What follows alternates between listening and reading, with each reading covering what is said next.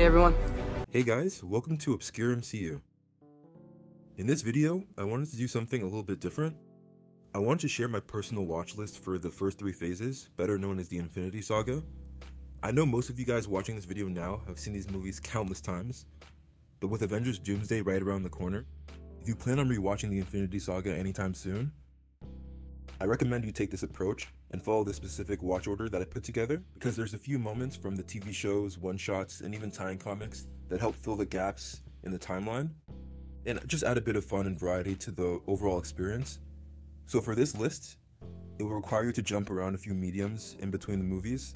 Most of the shows and series on this list can be found on Disney+, and for the tie-in comics, if you don't own them, allegedly, there are websites where you can read them for free, but that's all I'll say on that subject. This will be a mix of both the release order and the timeline order, but I arrange it in a way where I think it works best narratively.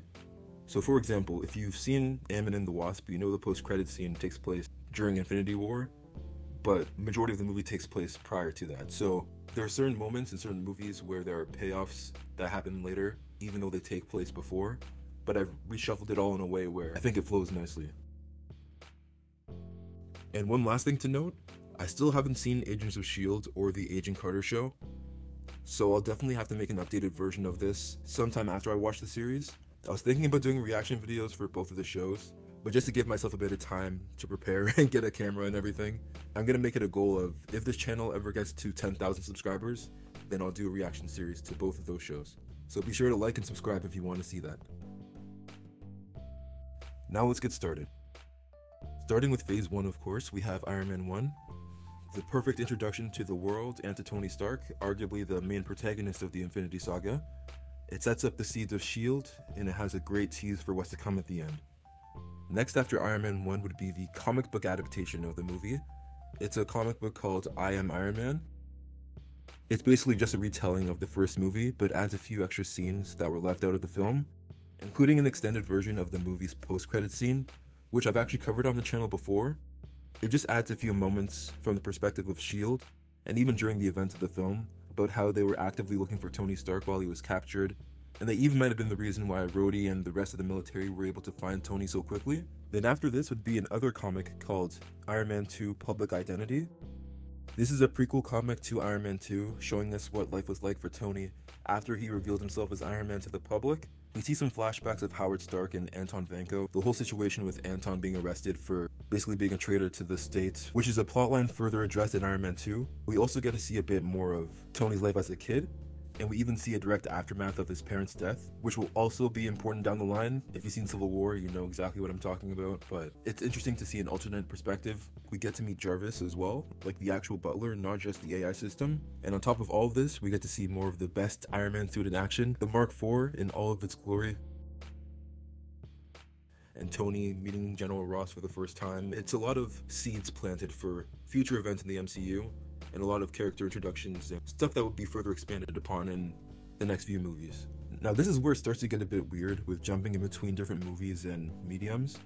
This next section is referred to as Fury's Big Week. I know most of you guys watching this video are familiar, so just in case you aren't, the movies Iron Man 2, The Incredible Hulk, and Thor all take place at the same time during the span of a week. So for the sake of the watch list, and just for a bit of fun, I'm going to be splitting this up as best as I can to try to follow the sequence of events within that week. So occurring right before this all kicks off is another tie-in comic called Iron Man 2 Agents of S.H.I.E.L.D. It's 3 short stories, one with Coulson, one with Fury, and one with Natasha. I won't go into too many details, but the most important event here is Natasha's short story. It leads directly into where we meet her first in Iron Man 2. And then after you read this comic, you want to watch the first, I'd say like maybe quarter of the Incredible Hulk. So from the beginning of the movie up until the scene where Blonski is given the super soldier serum by General Ross. And then when you get to that scene, you want to just cut it off, and then you're going to want to watch the majority of Iron Man 2. So from the beginning of the movie up until the end battle at the Stark Expo. Some things have been established in the grander scheme of the MCU here. Tony unofficially met Peter Parker. We see a glimpse of Captain America's shield, and also we're hinted at something happening in New Mexico, which will be further expanded upon in the next thing, which would be a one-shot called A Funny Thing That Happened on the Way to Thor's Hammer. So after you watch the majority of Iron Man 2, watch this short, And then next, you go back into The Incredible Hulk, and you watch the rest of the movie, up until the final scene with Ross in the bar. And then now you can jump into Thor, just up until the scene where Agent Coulson arrives at the crash site with a hammer. And then you go back into Iron Man 2, and you would just watch the rest of the movie, with Fury rejecting Tony, but bringing him on as a consultant. And then once you finish Iron Man 2, you can finish the rest of Thor. And then after this, you watch the one-shot called The Consultant, which adds context to the end of The Incredible Hulk, the whole scene with Tony meeting General Ross in the bar. I made a video covering the details if you want to just watch that instead. That's basically the next sequence of events within Fury's big week. And I swear phase 1 is where you'll have to jump around the most. Once we get to phase 2, it becomes a lot more straightforward. Now it's time for a flashback. This is where you go and watch the first half of Captain America: The First Avenger. So from the beginning of the movie up until the end of the montage with Cap and the Howling Commandos. Once you get here, pause the movie, and then you want to read the prequel comic called Captain America: First Vengeance. It's a fragmented story where the main plot takes place during Steve's time in the war, but we get some flashbacks where it cuts back and forth in between characters. Origins of Dr. Erskine, Steve, and how he met Bucky. You also get to see more of what Peggy was up to as the original Agent 13 before Sharon would ultimately take up the Agent 13 name working for S.H.I.E.L.D. I view this basically as a halftime break of the movie. This is completely optional since it's not entirely canon, but it still works well with the story overall. And this would be the tie-in video game called Captain America: Super Soldier. Chris Evans, Sebastian Stan, and the other actors all reprise their roles, so it's not too out of place. And it's just a little fun side story of Cap raiding one of the Hydra bases. And it works well to just establish more of what Cap was doing during the war. So instead of just like the 2-minute montage, we actually get to see a more full, in-depth, I guess like mini-series if you just watch the cutscenes on YouTube. And again, it's not really canon because characters like Strucker are in this, even though he's in Age of Ultron. If you kind of separate a few things, it still works well in the overall flow of the story. Just type in the video game cutscenes on YouTube, you can watch it here. So after you read the comic First Vengeance, and if you decide to watch the cutscenes for the video game, watch the rest of The First Avenger, but stop right before Steve wakes up in the present. So after his plane crashes, right before you see his eyes, press pause here, because first you want to watch the one-shot called Agent Carter. It's just a nice epilogue for Peggy's story.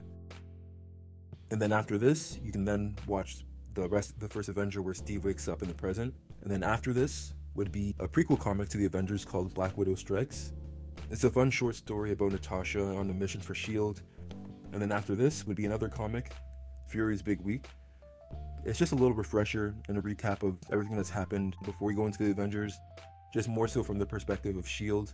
and what they were doing and what Fury was doing specifically during the events of these movies. And of course after this would be the Avengers, which is a nice conclusion to phase 1 and everything that we've seen so far at this point in the list. But before we start phase 2, there's another one-shot called Item 47, and in hindsight it's a pretty cool tease for Winter Soldier and Age of Ultron.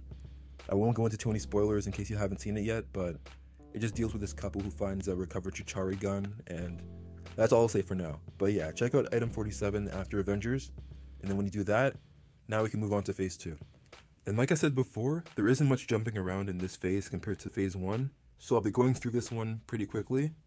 So first up we have Iron Man 3's prequel comic, which I've covered on the channel before. It's just the story of what Rhodey was up to during the events of Avengers. Then next would be Iron Man 3. And then after the movie, you want to watch the one-shot called All Hail the King, which is just a short story of Trevor Slattery after he was arrested. After All Hail the King, next would be the Thor: The Dark World prequel comic, which goes over the events that happened immediately after the first Thor movie. It explains how Thor got to Earth in Avengers, and also ties right into the opening scene of Thor: The Dark World. It shows how Loki ended up working for Thanos. We see Frigga kind of communicating with him. It kind of just fills in some holes and answers a few questions that were left open-ended after the first Thor and the first Avengers movie. And then after this would be Thor: The Dark World. And if you manage to stay awake during that entire movie, next would be the comic called Captain America: Homecoming. Again, I've also covered this one on the channel if you've never heard of it or read it. It's a short story of Steve taking Natasha to Brooklyn while on a mission for S.H.I.E.L.D. Before we get into the movie, there's another short comic, which is just another mission of Cap and the Strike Team. We're introduced to Brock Rumlow in this, and next would be the Winter Soldier. And once you finish Winter Soldier, I recommend Age of Ultron's prequel comic called The Sceptered Isle. It shows the story of S.H.I.E.L.D. agents recruited into Hydra and how the scepter came into Strucker's possession. Now, sticking with the medium of comics would be the Guardians of the Galaxy Volume 1 prequel comic. It's just 2 short stories, one introducing us to Nebula and Gamora, how Nebula's kind of grown to the role of the villain, hating Gamora for everything that's happened with her and Thanos. And next would be a short story just introducing us to Rocket and Groot and their dynamic, which leads directly into Guardians of the Galaxy Volume 1. Then after you watch this movie, watch episode 1 of the mini-series on Disney Plus called I Am Groot. I'm only including this episode since it's the most important one, or I guess the most relevant one to the movies. It just shows how Groot went from being in the pot to the little baby that we see in Volume 2, which leads us directly into Guardians of the Galaxy Volume 2. I know it's a Phase 3 movie, but I think this is one of the few places where the timeline order works better. Since it happens only a few months after the first movie, by the time we get to Infinity War, it'll be the first time we see them again after 4 years, and their dynamic feels more like a family. I think it just works better where you spend more time away from them, so when we see them again in Infinity War, as they've grown over these years, it feels more natural in terms of the storyline and also adds a bit more weight to what happens with Gamora. So yeah, Guardians 2 goes right after Guardians 1. And then up next would be the other Age of Ultron prequel comic called Operation Hydra. It's a short story giving Clint a nice moment to shine and establishes the Avengers working as a unit, just taking down Hydra right before the events of Age of Ultron, which would be the next movie on the list. Then once you've completed Age of Ultron, we have the Ant-Man prequel comic. This introduces us to Hank Pym working for S.H.I.E.L.D. in the 80s. And there's also a short story about how Scott Lang got arrested. Then next would be this mini promotional web series that Marvel released back in 2015.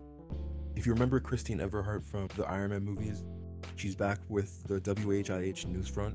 And right before you watch Ant-Man, this is going to be one of those weird clips that doesn't really have much relevance, but it's just nice for world building. I would say just watch the scene from WandaVision where Vision says the line to Wanda about love persevering. Like I said before, it's not really relevant to anything at this point in the story. It's just kind of showing you more of what's happening with the Avengers during this time period. And right before Ant-Man would be another comic I recommend called Captain America Road to War. It's just another short story about the new Avengers and their first mission together, and a bit of a setup for what Sam can do before he fights Scott in Ant-Man. Then rounding out Phase 2 would be the Ant-Man movie. And after this would be Season 2 of the WHIH promotional videos, again with Christine Everhart, and she's also joined by a co-host this time. It's a setup for Civil War, recapping everything that's been happening for the Avengers. And then you want to read the Civil War prequel comic from the perspective of Cap, Bucky, and Rumlow, directly after the events of Winter Soldier. So we see where Bucky went after he walked away from Cap at the lake. See what happens with Rumlow, how he became Crossbones. And it literally ties into the beginning of Civil War, which would be next on the list. Then after you watch Civil War, this is where you want to read the prequel for Black Panther.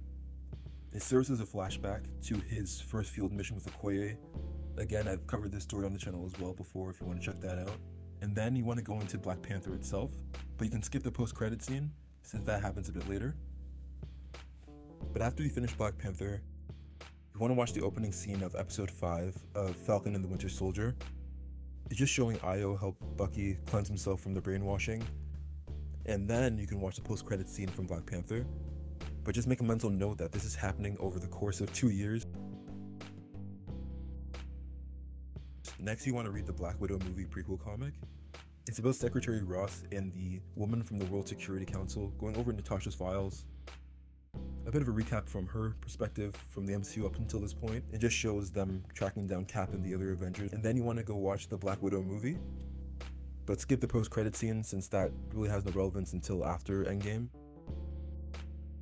Then after this, you want to read the Spider-Man Homecoming prequel comic. It's a bit about Peter's perspective during the events of Civil War, right before meeting Tony Stark. And when you finish reading this, then watch Homecoming.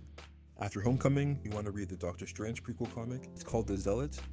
Again, I've covered this story on the channel too, but it's just a setup of Caecilius and his origin story, and then from there you can watch Doctor Strange, and we'll move on to the next thing, which would be Thor Ragnarok. I'm not including the Team Thor shorts. This blatantly contradicts things in the movie, like the locations of the characters. Like, I know for a fact Bruce wasn't on Earth at all during this time, so it really doesn't make sense in the grand scheme of things. So you can skip over the Team Thor shorts, just watch Ragnarok, and then from there, I would say you watch Ant-Man and the Wasp, and skip the post-credit scene because, of course, we know what happens there. Then you want to read the Infinity War prequel comic. It provides an alternate look at the end of Civil War, and it's just a bit of a refresher of where the major players are at this point in the story, as well as the locations of the Infinity Stones. We get a little side story of Strange and Wong talking to each other about the current state of the Infinity Stones, the powers in the universe, I guess you could say. And then, of course, next would be Infinity War. But instead of watching the entire thing, I say skip the post-credit scene for now, because before you do, I recommend watching the Ant-Man and the Wasp post-credit scene first, and then read the Captain Marvel prequel comic. It tells the story of Nick Fury and Maria Hill during the events of Civil War and most of Phase 3. It shows how they were actually trying to get Tony and Steve to reconnect before Infinity War. And then after that, you want to watch Captain Marvel, and finally, Endgame. Tying up all the plot threads from before, and now with a bit of added context from the comics and the one-shots and everything else. It hopefully makes for a better conclusion in Endgame, and honestly just a bit more of a satisfying watch overall. So with all that being said, this was my personal list for the Infinity Saga watch order. I know Spider-Man Far From Home is technically part of it, but this is the order I would recommend. If you made it this far in the video, I really appreciate you watching all the way through. I plan on making more videos like this with the actual microphone, more random topics, not just suits and powers explained. So if you'd be interested in that, just let me know in the comments. And apologies for the delay on the Iron Man ranking video. I know I said I'd have it out by the end of September, but it's just taking a long time to edit. There's a lot of suits and I go into detail about each one, so it's gonna be a long video. And by the time Secret Wars comes out, or maybe right before, I'll probably make an updated version of this, including all the Fox movies and the Spider-Man movies. Let me know if that's something you'd be interested in watching. And like I said earlier, if this channel gets to 10,000 subscribers, then I'll do reaction series for both Agents of S.H.I.E.L.D. and Agent Carter. I know there's some of you guys who still haven't seen the shows either, so it'll be a fun experience for us to kind of watch them together and just discuss the episodes as we go along. If you decide to watch in this order, let me know how your experience was in the comments. I'm really interested to see if you kind of gained a new perspective or learned anything new just from watching all the extra one-shots and reading the comics and learning some interesting perspectives and alternate takes on information from the movies. That's all I got for now. Like and subscribe for more videos coming soon. Thanks for watching.